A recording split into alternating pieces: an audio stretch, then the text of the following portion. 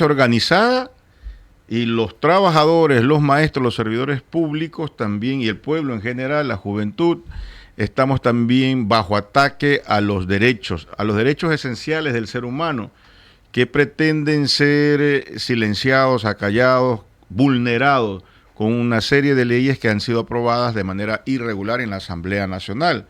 Una es la famosa ley de solidaridad, la otra la ley de inteligencia y ahora la ley de integridad del servicio público. Entonces, estas normas que han sido aprobadas no garantizan el combate a la delincuencia porque están intactas las causas que la originan. Por ejemplo, no han enfrentado en estos proyectos de ley, no han enfrentado esta exportación de droga que salen todos los días de los puertos privados hacia Europa. Por ejemplo, nada se dice y cómo definir o tomar medidas para depurar las Fuerzas Armadas y Policía frente a los narcos generales que se denunciaron en algún momento y hoy vemos cómo siguen involucrados o están contaminados con las bandas delincuenciales. Por ejemplo, se pretende resolver solo con represión, que es necesaria la represión, el enfrentamiento sin tregua a la delincuencia organizada, pero Javier y Lisset, si no se enfrenta a las causas que originan precisamente la violencia delincuencial, como por ejemplo la exclusión, la pobreza, el desempleo, niños y adolescentes que están al margen del sistema educativo, es imposible resolver el tema de la delincuencia organizada que está en estos momentos imparable, imbatible. Y en eso el gobierno ha demostrado incapacidad para resolver los problemas. Y entonces utiliza Fito, utiliza Fede y utiliza otros elementos más, otros aspectos más para entretener a la población a imponer estas leyes que restringen libertades como la libertad de opinión, la libertad de expresión con estas normas. Entonces estamos frente a un gobierno policíaco, un gobierno que pretende acallar, silenciar voces frente a lo que va a ser inevitable. La protesta social por lo que ha anunciado el gobierno, privatización de la seguridad social, recortes al área social, implementar toda la política neoliberal que significa privatizar las áreas estratégicas. Y entonces es evidente tener un instrumento legal que justifique la represión a las organizaciones y luchadores sociales y populares. Eso es lo de fondo, estimado Javier y Lisset.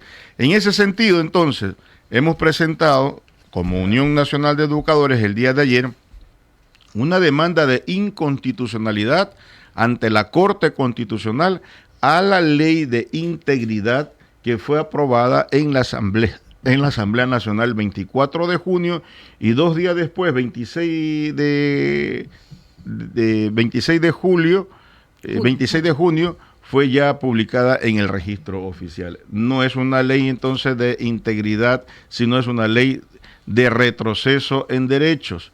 Es una ley que rompe el principio de unidad de materia. Se reformaron más de 20 normas, Javier y Lisset. No podía tratar temas como, por ejemplo, el incremento de las penas a los menores. Hasta UNICEF pegó el grito al cielo y advierte que se trata de una ley represiva y no ataca los problemas que originan la exclusión, la pobreza y que los llevan a los jóvenes a cometer delitos. ¿De qué manera podría hacerlo el gobierno, ingeniero Rescala, licenciado Rescala, en ese marco? O sea, si no queremos que los jóvenes que son presas, usted se vio un detalle de un trabajo investigativo, de una encuesta donde hablan de que más de 3.000 o 300 chicos estarían ya jóvenes inmersos en estas bandas. ¿De qué manera el Estado tiene que hacer para, no con la que usted señala, de no más, no sancionarlos como adultos, sino que más bien ir en otra línea? ¿Cuál sería ahí el mecanismo? A ver, la LOE le dio un mecanismo al Estado y le volvió a entregar a la ministra de Educación el lunes anterior en la reunión que tuvo la Unión Nacional de Educadores con la ministra de Educación. ¿Y qué es lo que ocurre, estimado Javier? 1.400.000 niños no tienen recursos para la lista de útiles escolares. Una de las causas del abandono escolar o no llegan a matricular los padres a sus hijos. Falta de recursos. Así es.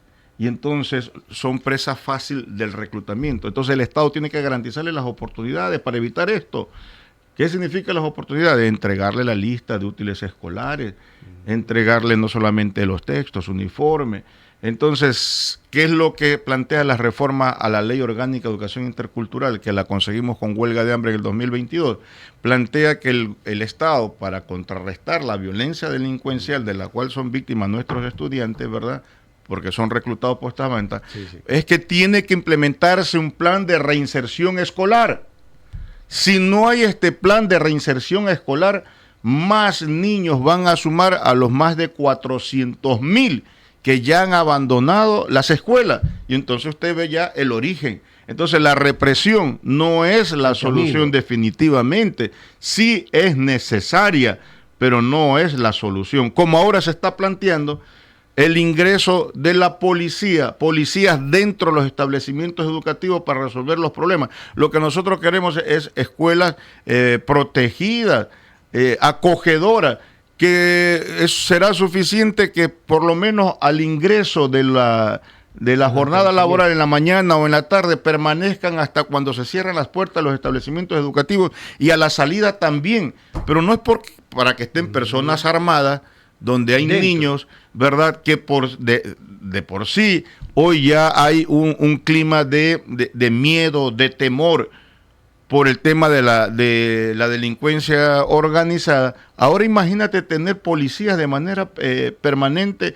Pero es en caso inminente. El caso inminente va a ser permanente y va a ser para justificar, si usted ve a renglón seguido de la propuesta, reformas a la Ley Orgánica de Educación Intercultural. Sí, correcto. ¿Qué van a plantear en esa reforma? No van a plantear escuelas protegidas, acogedoras, no van a plantear el plan de reinserción escolar, no van a plantear la devolución de los inspectores, que cuando usted estudió, Javier Licedo estudió, teníamos los inspectores que los han eliminado. No van a implementar las escuelas para padres, no, nada de eso. Van a recortar derechos de los maestros como lo han hecho con la Ley de Integridad Pública para los servidores públicos. Entonces utilizan esto de pretexto para justificar el recorte, la vulneración de derechos al magisterio o a los docentes del sector público. Porque si tuvieran la intención de resolver los problemas, hace rato hubieran declarado a la educación en emergencia, que no significa paralizar la educación, significa, le hemos entregado los ejes de la propuesta de la Unión Nacional de Educadores al gobierno nacional y a la ministra, significa canalizar recursos para cubrir necesidades de la educación, que pasa entonces por entender que tienen que devolverle los 2.300 millones de dólares que este gobierno le recortó a la educación. ¿Para qué? Para un plan integral de seguridad escolar, que significa el plan de reinserción escolar. Eso significa inversión para recuperar a nuestros niños de las garras de las bandas delincuenciales, para reconstruir la relación escuela-comunidad, que hace rato, desde la época del correísmo, no hay un sentido de pertenencia de la comunidad hacia la escuela, y la escuela cerró hace rato las puertas a la comunidad. ¿Se acuerda que antes había eventos culturales, sociales, de integración con la comunidad? Pues ahora, mediante disposición del Ministerio de Educación, son gente extrañas que no pueden ingresar a los establecimientos educativos. ¿Se acuerda que antes hasta actividades de FOMI se hacía con los padres de familia, con la comunidad? Proyectos de electricidad, proyectos de mecánica, una serie de proyectos de carácter social comunitario. Pues todo eso eliminó el Correato y ha sido remachado por este gobierno. Entonces, la escuela está dentro de la comunidad que es víctima de la violencia delincuencial, y entonces la violencia delincuencial también se expresa en las aulas, con los maestros, con nuestros estudiantes. Eso tiene que recomponerse, esa relación escuela-comunidad. Eso no están pensando en las reformas a la LOI, están pensando es cómo despedir a 1/3 del Magisterio Nacional que labora bajo contrato de nombramientos provisionales. Eso es lo que están buscando. No buscan dotarle de seguridad. Pero recientemente el gobierno en Manta incorporó a varios maestros, miles de maestros. Pero no son partidas partidas nuevas de creación. Son partidas de los maestros que han fallecido o han jubilado, o se han jubilado. ¿Sabe cuánto es el déficit de profesores que necesita el sistema educativo? ¿Cuánto? 64,000. No ha creado una sola. Entonces, si quiere resolver el problema, los 50,000 maestros que laboran bajo contrato de nombramiento provisional deben recibir nombramiento, no mantener la precarización laboral. ¿Qué es lo que hizo ella? Reunió, difundió en los medios de comunicación y entregamos contratos. No, es utilizar esas partidas de contratos, sacando a unos, poniendo a otros. Eso no es resolver las necesidades que tienen nuestros estudiantes. Entonces, la emergencia educativa pasa por entender que es necesario de establecer escuelas protegidas y acogedoras, donde existan, por ejemplo, el programa de escuelas para padres, los conserjes y guardianes. Yo estoy 100% seguro, y posiblemente usted coincidirá, Javier y Lisset, que se pudo haber evitado esto de que balearon a la maestra en Esmeraldas si hubiera existido el conserje. Porque previene, alerta. No hay conserje. El 80% de los docentes de nuestro tiempo, Lisset, lo estamos dedicando a ser conserjes, a ser guardianes, a ser cuidadores de nuestros chicos, de nuestros estudiantes, llenar matrices e informes. Y el 20% para la formación pedagógica. Ya entiende por qué la educación está hecho un desastre. No es porque los maestros son malos o pésimos. No. Hace rato que desnaturalizaron la labor de los docentes. ¿Por qué? Por los recortes que le han hecho a este importante sector educativo, que se han llevado las escuelas, los conserjes, los guardianes, los inspectores, la secretaría, el departamento de secretaría ya no existe, cosa que usted tiene. Ya antes había el DOBE, ahora es consejería estudiantil, que solamente están dedicados para aquellos chicos que presentan necesidades educativas especiales. ¿Eso está mal? No, está muy bien. Pero ¿y quién le da la contención emocional a nuestros chicos cuando en la escuela Manuel Wolf, desadaptados, dispararon a la escuela? Bajo ataque la escuela, la dispararon. Luego del disparo, luego del ataque de la escuela, ni maestros ni niños se podían levantar. Del terror, del pánico. Entonces, con miedo no se puede enseñar, con miedo no pueden aprender nuestros chicos. Y la solución del gobierno es meter a la policía dentro de las instituciones educativas. Está totalmente equivocado este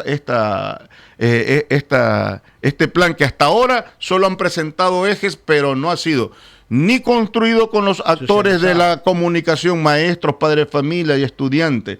Es una medida que está impuesta. Este sería el cuarto plan que va a fracasar. La primera, escuela segura de Lazo con María Brown. La segunda, escuelas seguras y protectoras de la propia ministra Alegría, que dice que va a territorios, pero tal vez a repartir nombramientos en las direcciones distritales. Vea usted, un señor Clever Zapata está denunciado en la fiscalía por hecho de corrupción y es nombrado director distrital. ¿Y quién los evalúa a ellos a propósito de la ley de integridad pública? Y son ellos los que van a evaluar a los servidores públicos. Y cáigase para atrás, Andrés. ¿Qué dicen ellos en la ley de integridad pública? De que si usted saca 2 veces insuficiente, perdón, no es insuficiente. Si usted saca satisfactorio por 2 ocasiones, le inician sumario administrativo y los despiden. Y satisfactorio significa que se ha cumplido las expectativas o requisitos establecidos, indicando un nivel de desempeño adecuado o estándar. Es decir, así usted saque satisfactorio, lo van a destituir, le van a despojar de su cargo en el sector público. Esto no es un invento. Si quiere, le leo textualmente el artículo 48, literal M, de la Ley de Integridad Pública. ¿Por qué le inician sumario administrativo? Haber obtenido la calificación de insuficiente en al menos 2 procesos de evaluación de desempeño o haber obtenido por tercera vez la calificación de satisfactorio. Es decir, van a despedir hasta los que saquen satisfactorio. Nosotros somos partidarios de la evaluación. Como se concibe el concepto de evaluación, que es un instrumento para mejorar al servidor público y al servicio público, pero no puede ser utilizado como mecanismo o instrumento de persecución, de acoso, de chantaje y de chantaje político. Si no estás con el gobierno, te voto, te despido. Eso es lo que va a ocurrir, porque quienes te van a evaluar no es una entidad autónoma independiente de las autoridades de libre nombramiento, que son las que nombra el gobierno de turno. No, vamos a hacer, no van a ser evaluados por esta institución autónoma independiente, no, va a ser evaluado por el jefe de talento humano, que lo pone el gobierno de turno desde una dirección distrital de salud o de educación. Esto es lo que han aprobado. Entonces, Javier, si queremos resolver el tema o enfrentar con seriedad y garantizar seguridad frente a la violencia delincuencial en los espacios escolares, se necesita un plan integral de seguridad escolar. Hay que devolver los inspectores, que deben estar dedicados a vigilar el cumplimiento de las normas de convivencia del plantel, que siempre contribuyeron a la prevención y solución de conflictos dentro de los planteles educativos. Claro que sí, ya no hay, fundamental. Ya no existe, desaparecieron. Oiga, pero ahora, digamos, si regresan los inspectores tendrían un trabajo bastante duro también, porque ahora los estudiantes llevan armas pues a las escuelas. Pero es solamente ¿a quién le corresponde esto? Solamente con saber que ya hay inspectores y que se dedican a esta labor, ya es un acto de prevención. Ya es un acto de prevención y yo le aseguro claro, que porque los inspectores estaban con sus escritorios afuera de las aulas, observando, ayudando en el tema de la disciplina escolar. Mire, la restitución de los departamentos de secretaría, tienen que implementar laboratorios de talleres y espacio físico para el arte, la cultura y el deporte, que no hay, y los profesionales para estas áreas. Usted recordará que antes tenía el profesor de música, ¿se recuerda? Claro que sí, sí. Usted recordará, Licey, que antes teníamos el profesor de folclore. Todo eso eliminaron. ¿Cómo es que quieren evitar que los chicos sean presa fácil de las garras, de la violencia, de las bandas delincuenciales? ¿Cómo es que quieren disminuir la delincuencia solamente con represión? Discúlpeme, es necesario, es un eje de la política para enfrentar la violencia. Oiga, y el otro día también hablábamos aquí con el compañero Javier, habían reuniones pues con los padres de familia. Eran las escuelas para padres. ¿Y sabe por qué la eliminaron? Porque había en esta actividad, en estos programas, aquellos maestros que se dedicaban a esta actividad, ¿verdad? El gobierno le reconocía como una especie de estímulo, porque están dedicando adicional al tiempo de la formación de nuestros chicos, ¿verdad? Dedicaban gran parte de su tiempo a la relación con la comunidad, con los padres de familia, y le entregaban un reconocimiento para los ascensos de categoría. Pero como todos quieren recortar derechos y todo lo demás, eliminaron eso totalmente. Hay que recuperar.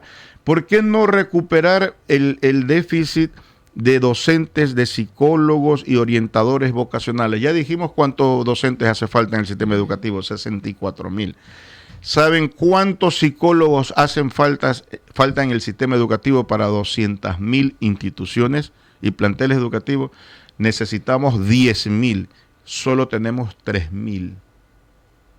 Entonces, una escuela, un plan integral de seguridad escolar no se resuelve con meter a los policías en las instituciones educativas. Entonces, el plan de emergencia educativa que plantea la UNE no significa paralizar las actividades educativas, significa resolver estos problemas, devolverle la paz, la tranquilidad a la comunidad educativa. Es que mire cómo va a haber paz y tranquilidad en las escuelas, cómo va a haber calidad de la enseñanza. Si de 12.383 planteles, estimada Lisset, solo 2.136 están en buen estado. ¿Cuánto significa eso? El 12%. ¿Ya? De los 4.300.000 niños en educación inicial, básica y bachillerato, 1.400.000 no podrían adquirir una lista de útiles para volver a las escuelas. Por eso es que cada vez se incrementa en la deserción escolar por el tema de la pobreza. Claro. La conectividad en la comunidad educativa fiscal, solo 5.494 instituciones educativas tienen conectividad. ¿De cuántas escuelas? De 12.383. Y solo 6.789 tienen dispositivos, los docentes, solo 6.789 docentes tienen dispositivos para conectarse. Digo, en una actividad sostenida, porque lo mínimo que tiene el maestro es ponerle $1 o $2, como hace todo el pueblo, para poder dotarle a su móvil de internet. Entonces, mire usted, la alimentación escolar solo llega a 2.800.000 estudiantes, cuando tenemos más de 4, casi 5 millones de estudiantes. ¿Cómo quieren? Estas cifras a nivel nacional. Estas cifras son datos del Ministerio de Educación.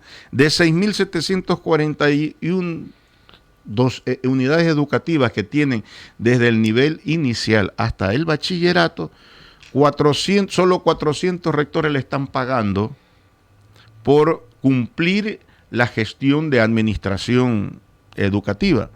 El resto, 6.341, están con encargos, solamente con el salario de docente, y aún tienen bajo su responsabilidad la parte de la gestión y la administración, pero por esa gestión no reciben ninguna remuneración.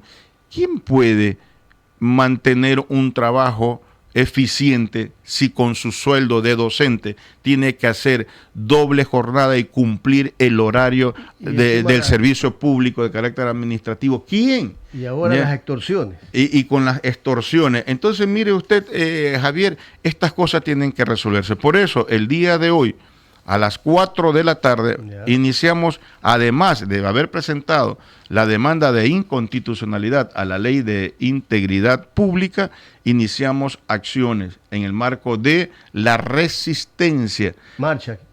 No descortamos, vamos de menos a más. Las grandes acciones vienen de pequeñas y importantes movilizaciones. Entonces, mire, Javier, algo que desmiente a la ministra de Educación. Este es solo un distrito, el distrito 8. Aquí encontramos 45 maestros víctimas de violencia delincuencial. 29 docentes están siendo extorsionados, están pagando vacunas. 13 de una misma escuela. Secuestro 3, intimidación 11, terrorismo 1, robo 1. Y la ministra dice que en toda la zona 8, que comprende Guayaquil, Durán y San Borondón, en toda la zona solo se han presentado, y en la región solo se han presentado 28 casos. Y de los 28 casos, 25 ya han sido resueltos, donde los maestros han sido víctimas de la extorsión. Mentira. O la ministra miente, o la ministra miente, o los directores distritales que tiene ella, que dice que se jacta que tanto va a territorio, le esconden la información. Que maestros que han presentado las denuncias en las fiscalías y no están asistiendo, unos consumarios administrativos, además de estar amenazados y no resolverle sus casos porque no pueden encontrarse con su victimario, porque le dan 3 días y al tercer día usted tiene que reencontrarse con su victimario, porque no toman medidas los distritos, así de perversos, inhumanos que son. ¿Por qué? Porque la fiscalía tampoco envía dentro de la investigación de manera inmediata el oficio al distrito diciéndole: ese profesor lo van a matar o esa maestra la van a secuestrar, tomen medida. Y entonces el distrito dice: sí, usted ha presentado la denuncia, ¿verdad? pero como la fiscalía no me dice nada, yo no puedo resolver. Entonces los maestros están siendo secuestrados. Seguramente quieren que sea más evidente.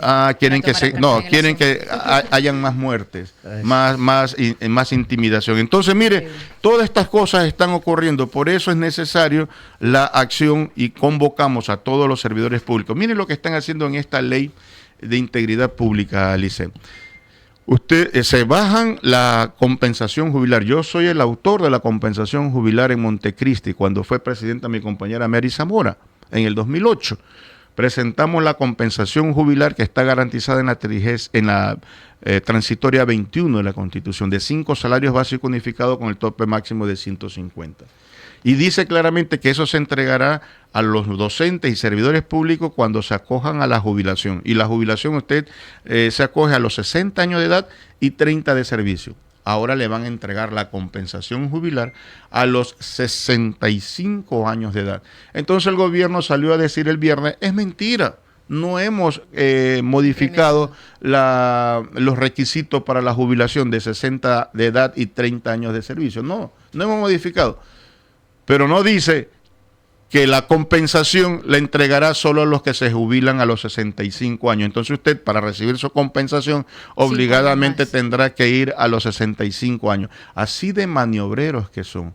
Y mire usted que los contratos ocasionales, si pasaban los 2 años, se convertían en necesidad permanente en la dependencia pública, y la ley obligaba a la dependencia pública a convocar a concursos de méritos y oposición para entregarle el nombramiento definitivo.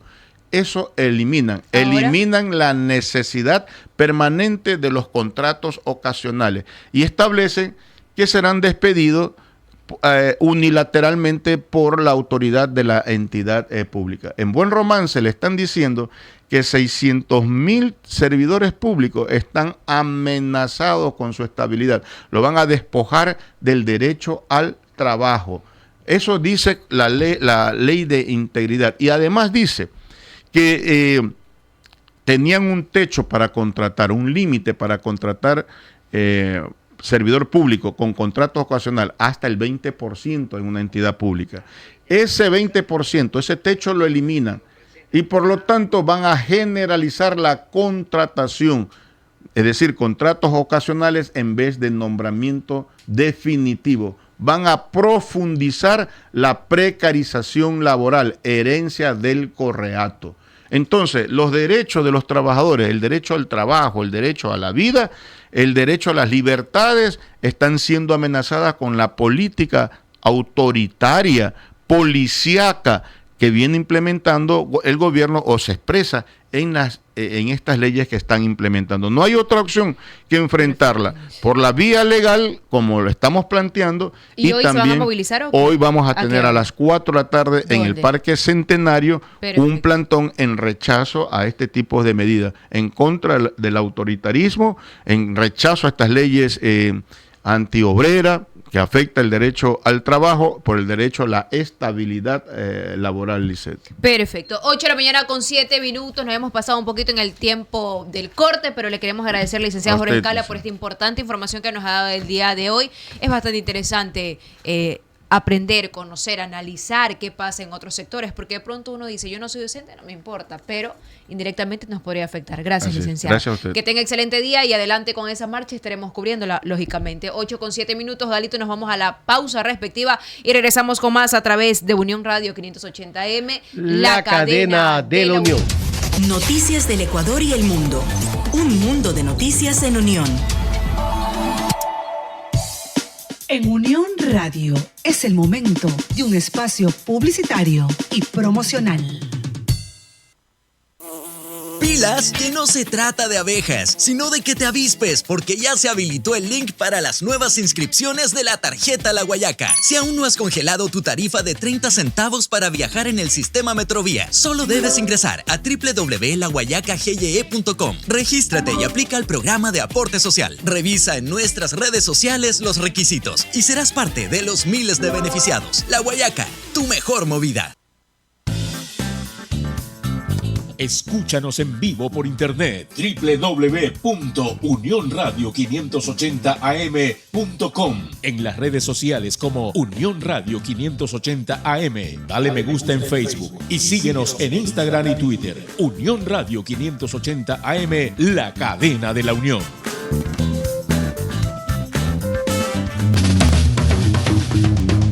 ¿Qué tal? Soy Eduardo Yepes, productor audiovisual con 32 años de experiencia y he trabajado en diferentes medios de comunicación. En las dos caras de la moneda, trabajamos con información